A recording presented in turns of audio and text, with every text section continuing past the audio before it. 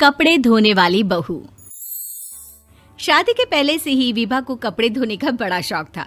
कभी नल के नीचे तो कभी तालाब के पास। अरे मेरी नीली वाली लुंगी नहीं दिख रही है। विभा की अम्मा, कहाँ रखी है लुंगी? अरे वो तो विभा ने परसों ही धोकर रखी थी आपकी अलमारी में, देखो वहीं होगी। वो ना मैंने आज धो दी, मुझे लगा कि गंदी हो गई होगी। अरे कैसे गंदी हो गई थी? उसे तो मैंने पहना भी नहीं। हे भगवान, इस लड़की के कपड़े धोने की आदत से परेशान हो गया हूँ मैं। जितना तो घर में राशन नहीं आता, उससे कहीं ज्यादा डिटर्जेंट पाउडर का खर्चा है। इसकी शादी करवा दो, शादी जाए अपने घर में ही करे काम, फिर चाहे घर के कपड़े धोने हो या पूरे गांव के। हाँ ठीक बोल रही हूँ, देखता हूँ मैं कोई लड़का। वो दिन भी आ जाता है जब विभा को देखने लड़के वाले आ जाते हैं। लड़की मुझे अच्छी लगी। होने वाली सास कहती है, बेटी अगर कुछ पूछना है तो पूछ लो। वैसे तो हमारी लड़की बहुत ही शर्मीली है, जो बोल दो वो मान लेती है, इसे क्या पूछना होगा। अरे कैसी बात कर रही हो माँ, मुझे इन लोगों के घर रहना है, सवाल तो कई है। हाँ हाँ बेटा, पूछ लो ना, क्या पूछना है। आप लोगों के घर कपड़े कौन धोता है? सास का मुंह बन जाता है। देखो, अगर तुम ये कहना चाहती हो कि तुम्हें कपड़े धोने नहीं आते तो सुन लो, कपड़े मैं ही धोती हूँ, लेकिन तुम्हारे आ जाने के बाद मैं रुमाल तक नहीं धोऊंगी। अरे चुप रहना भाग्यवान, बहू बेचारी घर आई नहीं, उसे डराना शुरू कर दिया। वो क्या है ना बिटिया, अभी तक तो ये कल्लू की माँ ही धोती थी, लेकिन अब तुम्हारे पापा तो दहेज में वॉशिंग मशीन देंगे ही। तभी विभा की माँ बोल पड़ती है, सवाल भी पूछा तो क्या। वैसे भाई साहब, मशीन की तो फिर भी कपड़े धोने की कैपेसिटी होती है। मतलब जो बिटिया दे रहे हैं ना विभा, इसे कपड़े धोने का बहुत शौक है। ये आप लोगों के क्या, आस पड़ोस गांव मोहल्ले सबके कपड़े धो दे और उफ तक ना करे। बाहर देखा नहीं आपने कितने कपड़े सूख रहे हैं? सब हमारी बिटिया ने ही तो धोए हैं। बस भी करो ना माँ, शर्म आ रही इतनी तारीफ सुनकर।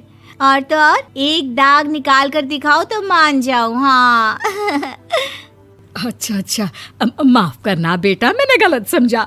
हमें तो रिश्ता बहुत पसंद है। और ऐसे जुड़ जाता है रिश्ता कपड़े धोने का शौक रखने वाली विभा का। उसकी शादी हो जाती है कोयला फैक्ट्री में काम करने वाले कल्लू के साथ। शादी के बाद अचानक विभा चिल्लाती हुई सास के पास आती है। सासू माँ, अरे सासू माँ कहाँ है आप? ये तो धोखा है, धोखा दिया आप लोगों ने मुझे। इसे ससुर के चक्कर के बारे में पता चल गया। अरे तो उसमें तुझे क्यों धोखा मिला है? अरे नल में पानी नहीं आता, कपड़े कैसे कब धुलेंगे? अच्छा, तू पानी नहीं आ रहा उसकी बात कर रही है। तो आपने क्या सोचा? कुछ नहीं।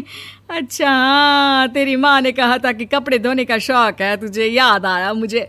शौक बोलकर कपड़े धोने वाले मेरे जुनून को कम ना आके सासू माँ, कपड़ा धोना मेरा गुरूर है। तभी पति भी वहाँ आ जाता है। अभी मैंने इसे सनी देओल की फिल्म दिखाई है, उसी के डायलॉग मार रही है माँ। अच्छा सुन, साफ साफ बता रही हूँ, पानी सुबह 4 से 6 और शाम को 10 से 12 आता है, समझी? विभा टाइमिंग सुनकर हैरान हो जाती है। ये क्या भूतों का मोहल्ला है? सुबह 4 बजे उठकर कौन कपड़े धोता है? 4 बजे टंकी में पानी जाता है, फिर सारा दिन धोना ना, किसने मना किया? अरे कैसी बात कर रही हैं? 200 लीटर की टंकी में कितने कपड़े धो लूंगी मैं? सुबह ही उठ जाऊंगी मैं। अब क्या था, विभा सुबह 4 से लेकर रात के 12 बजे तक कपड़े ही धोती रहती। एक रोज सास पड़ोस से निकलकर कहीं जा रही होती है कि साथ वाली कहती है, हाँ कल्लू की माँ, जरा ये बताओ कि 2 साड़ी है, 2 ब्लाउज और एक पेटीकोट और एक नाड़े वाला लंबा कच्छा। हाँ तो? अरे तो क्या, कितना लोगी धुलाई ये बताओ। धोबन दिख रहे हैं हम क्या? हमारे पति सरकारी नौकरी से अभी रिटायर हुए हैं और बेटा सुपरवाइजर है कोयला फैक्ट्री में। धोबन समझ रखा है हमें? हाय रे कल्लू की अम्मा, माफ कर दो, वो तो मोहल्ले में यही सब बता रहे थे कि तुमने बहू को कपड़ा धुलवाने के काम में लगा दिया है। सास को पड़ोसन की बात सुनकर गुस्सा आ जाता है। वो घर पहुंचती है जहां घर के बाहर ही इतने सारे कपड़े सूख रहे होते हैं जितने कि किसी धोबन के घर पर। अरे ओ कल्लू की दुल्हन, बाहर निकल। माँ जी यहीं आ जाओ, बाथरूम में चादर धो रहे हैं हम। अरे अभी हम धोते हैं, तुमको बाहर निकलो। ये आस पड़ोस वाले बोल रहे हैं कि हम बहू से कपड़े धुलवा कर उसे कपड़ा धोने वाली बना दिए हैं। अरे छोड़ो ना माँ जी, किन लोगों की बातों में आती हो? आस पास के लोगों का तो काम ही होता है कि वो किसी तरह सास बहू को लड़ा दे। बहू सारे घर के कपड़े धोती है, ये क्या कम है? बोलिए। सास को भी लग जाता है कि वो बहू का ये सनकीपन नहीं छुड़वा सकती, इससे अच्छा है कि खुद ही चुप हो जाए। एक रोज सास और बहू मंदिर जाते हैं, जहाँ सास की साड़ी वहाँ खड़ी भीख मांगने वाली से मिलती है। माँ जी क्या बात है, आपकी साड़ी उस भिखारन से कितनी मिल रही है ना? हाँ हाँ, देखो तो दोनों की साड़ी मिल रही है। क्या बात है कल्लू की अम्मा, तुम खुद को तो अफसर की बीवी बताती हो और ऐसी सिंपल सी प्लेन साड़ी पहनकर घूमती हो। सिंपल और प्लेन नहीं है ये साड़ी। तो क्या सोने के धागे से फूल बने हैं? कुछ भी सासू माँ, कुछ भी। हाँ, बने थे इस साड़ी में सोने के धागे से फूल। मेरे पति लेकर आए थे मद्रास से स्पेशली मेरे लिए 10,000 की।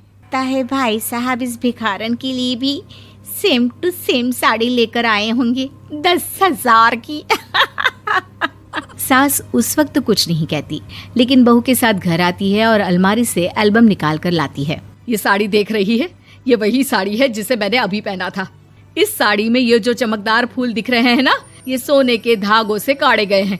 लेकिन तू लोकल वॉशिंग मशीन ब्रश से घिस घिस कर सारे फूलों को निकाल कर साड़ी प्लेन कर दी। मुझे माफ कर दीजिए सासू माँ। और तो और, जब मैंने तुझे तेरी गलती के लिए कुछ नहीं कहा, लेकिन तूने तो सबके सामने मेरा मजाक ही बना दिया। क्यों? बहू को समझ में आ जाता है कि अब से उसका कपड़े धोना बंद।